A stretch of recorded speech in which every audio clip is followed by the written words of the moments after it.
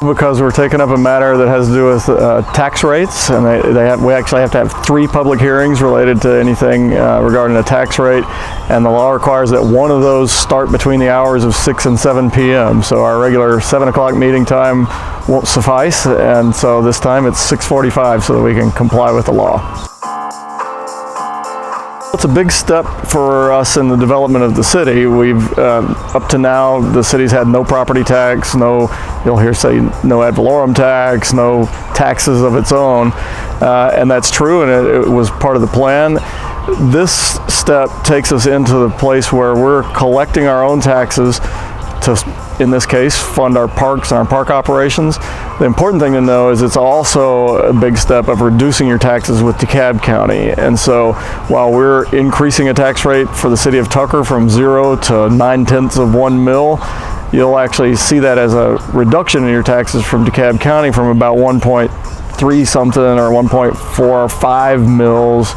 It's a little bit complicated, but we are taking over the taxing authority for parks from DeKalb County, and we're doing it for less than DeKalb County was charging before.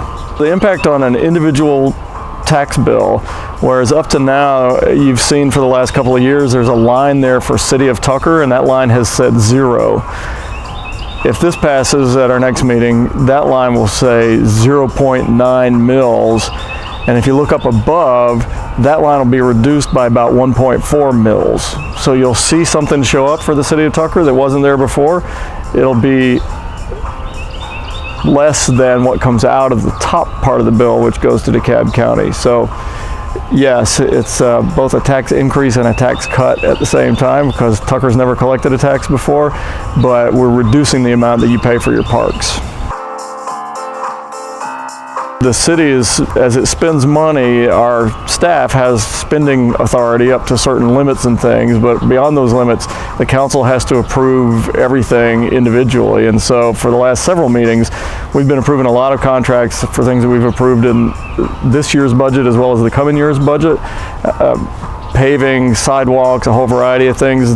These two have to do with parks primarily. It's fixing the dock in the lake at Henderson Park. We've approved the project for the lights at the tennis courts. This is coming back to us because it's a change order to something we've already approved, and so we have to approve that as well. The point really is that council keeps a pretty tight grip on spending on these significant projects, and so every time there's a change or a new contract for expenditure, it comes back through the council so that we can vet it and make sure that it's the right thing to do.